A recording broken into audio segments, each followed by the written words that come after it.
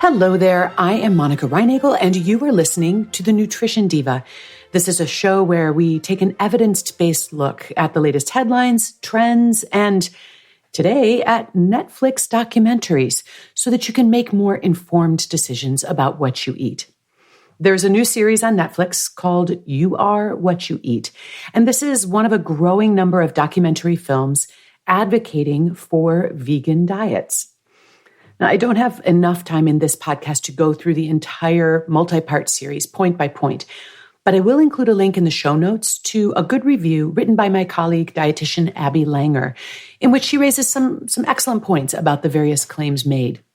But I do want to point out that these filmmakers are not seeking to present a balanced view of a complex topic in order to allow you to come to your own conclusions. They know what conclusion they want you to draw, and they are using every tool at their disposal to lead you to it. Keep in mind as well that filmmakers are also in the entertainment business, so they are going to make their story as sensational, shocking, heartrending, controversial, or hair-raising as they possibly can. Watching a movie or a series like this may be informative, it may be entertaining, but it's less like reading an investigative journalism piece, more like attending a campaign rally. I had a lot more to say about these types of documentaries in episode number 437, where I responded to the documentary, What the Health? But now let me address one of the specific arguments presented in You Are What You Eat, namely that drinking the milk of other animals, like cows, or drinking any milk at all beyond infancy is both unnatural and unhealthy. Now, before I get into this, I just want to repeat something I've said many times before. Drinking milk, consuming dairy is not necessary for good nutrition or for strong bones. And I completely support anyone who decides, for whatever reason, that they don't want to consume it. If you've decided you don't want to drink milk, I'm not going to try to talk you into it. If, on the other hand, you ask me about the benefits or risks of dairy or any other food, I will try to give you a balanced and evidence-based answer so that you can base your decision on good information. Now, I've certainly heard these arguments against drinking milk before. Maybe you've heard them too. Maybe you've made them. And often there is a lot of emotion involved in these conversations, and that can make it hard to have a productive dialogue about this issue, but I'd really like to try. Although they often get jumbled together, there are actually three completely different arguments here.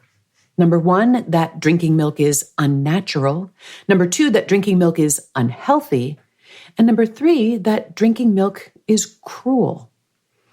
It is possible to accept or reject one of these arguments without accepting or rejecting them all. So let's consider them one by one. First off, is drinking milk unnatural?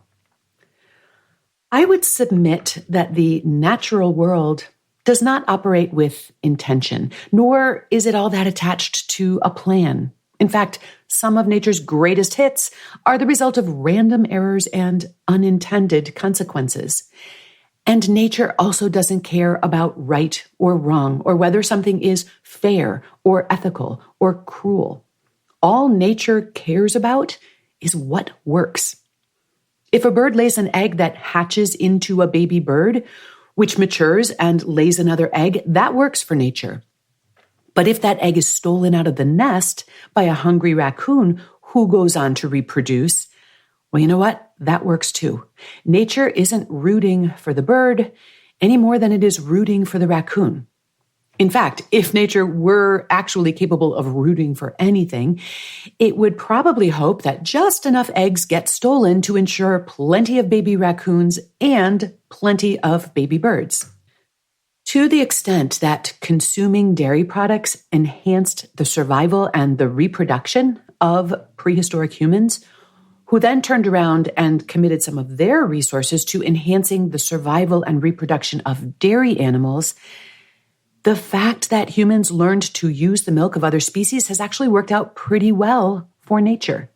So much so that some branches of the human family have evolved to continue to produce milk-digesting enzymes throughout adulthood. And the objection to things that are not natural also seems to be somewhat selective. If you are willing to switch on a light after the sun goes down, or use an alarm clock to wake you up, or get in a jet plane and catapult yourself across 3 or 4 time zones in a few hours, or run long distances without anything chasing you, or take a vitamin pill, then you are doing quite a few things that are arguably a lot less natural than drinking milk. The fact is that mother's milk contains nutrients that benefit animals other than that mother's babies. And it would be unnatural for those other animals to ignore that discovery. The second argument that I'd like to examine is whether drinking milk is unhealthy. Now, of course, just about anything can be consumed in quantities or contexts that make it harmful. But are dairy products bad for you when they are consumed in the context of a balanced and nutritious diet? Do they cause heart disease, cancer, or other diseases? People sometimes point to a correlation between dairy consumption and osteoporosis, for example. But just because 2 things occur simultaneously does not mean that one thing causes the other. And in this case, there are several much more likely explanations for why these particular populations might have higher rates of osteoporosis, including genetics, activity levels, and other aspects of diet and lifestyle. When we compare people within these populations instead of across them, milk and dairy consumption are associated with better bone health. And that makes sense because milk is an excellent source of absorbable calcium, vitamin D, and other nutrients that help to build strong bones. And if you'd like to hear more about that, you can check out Nutrition Diva episode number 269, Does Dairy Weaken Your Bones? Others have claimed that drinking milk causes breast cancer, and this was an argument based mostly on animal or test tube studies and some observations gleaned from a single, highly unrepresentative population. As I discussed in my episode on diet and breast cancer, dozens of studies, several of them involving thousands of human subjects, have investigated the possible relationship between dairy consumption and breast cancer, and researchers have failed to show a consistent link between dairy consumption and breast cancer. In fact, in a few of those studies, dairy consumption was actually linked to a slight reduction of risk. And you can hear more about that in episode number 565, Does Milk Increase Breast Cancer Risk? And I'll have links to all of these in the show notes for you. So if you are trying to build a case against milk or dairy, you can sift through the scientific literature and to find individual studies that suggest a link between dairy intake and various diseases.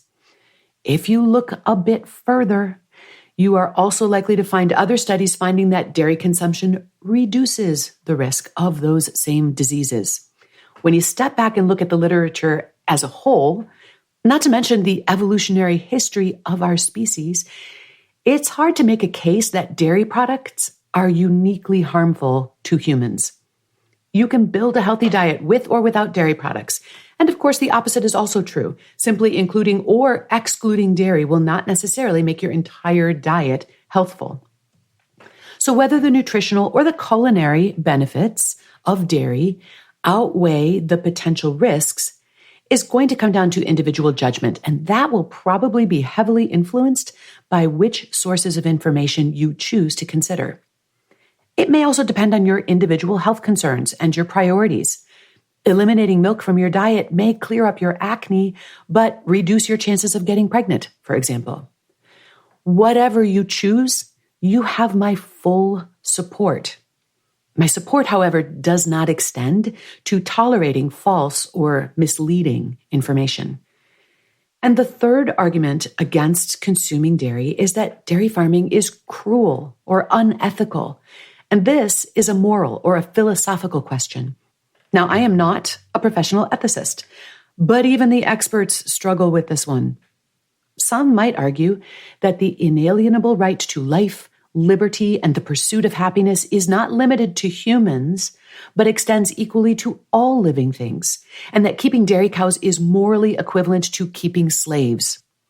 Others might feel that it's okay to take a cow's milk in exchange for providing its food and shelter, but only as long as the cows are treated well. Given the limitations of cross-species communication, not to mention interspecies communication, there's a lot of room for debate over what constitutes a good life for a cow. Come to think of it, there's a fair amount of debate over what's a good life for humans. We all have to come to our own conclusions on this question, and once again, this will probably be heavily influenced by what sources of information we consider. Personally, I welcome the increased focus on animal welfare and the mounting demand for more humane treatment of agricultural animals. For example, there is now a growing movement in the dairy industry to keep calves with the mother cows until they are weaned. And this certainly seems to be a step in the right direction in terms of balancing the rights and welfare of the cows and the humans who benefit either financially or nutritionally from the milk that the cows produce. To the extent that I consume animal products, I go out of my way to identify and support producers who treat their livestock well, even when that means I pay a little bit more. And I recognize that others strongly believe that there is no way to consume animal products without cruelty. But here's my final thought. If you want to convince others that drinking milk is morally indefensible, I would stay away from the arguments about being unnatural to drink milk, if I were you, because that logic really doesn't hold up very well under scrutiny. And similarly, assertions that milk is unhealthy or causes disease are easy to refute, or at least counter, with hard evidence. Both of these flawed arguments end up diverting attention away from the important conversation that can and should be had about whether using animals for food is or can be made ethically acceptable. As always, I welcome your comments and your questions on this or any other nutrition-related topic. You can email me at nutrition@quickanddirtytips.com. You can also leave me a voicemail at 443-961-6206. I'd ask you, no matter what your feelings on this issue are, that you treat me with the same respect that I will treat you and your point of view. I'd also like to invite you to check out my other podcast. It's called The Change Academy, and there we look at the art and science of creating positive behavior change, both in our own lives and in our workplaces and communities. You can find it on all the major podcast platforms. Just search for Change Academy. Nutrition Diva is a Quick and Dirty Tips podcast supported by a wonderful team, including Brandon Getchis, Nathan Sems, Davina Tomlin, Holly Hutchings, Morgan Christensen, and Cameron Lacey. Thanks to all of them, and thanks to you for listening. I'll see you next week.